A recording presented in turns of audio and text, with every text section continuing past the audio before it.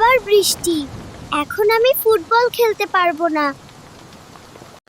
ফারাবি, বৃষ্টি তো আল্লাহর রহমত।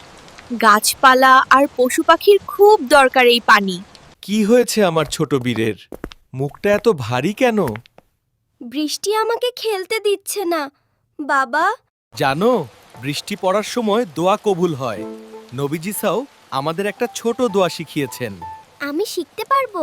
আমার সাথে বলো, আল্লাহুম্মা সাইয়িবান নাফিয়ান।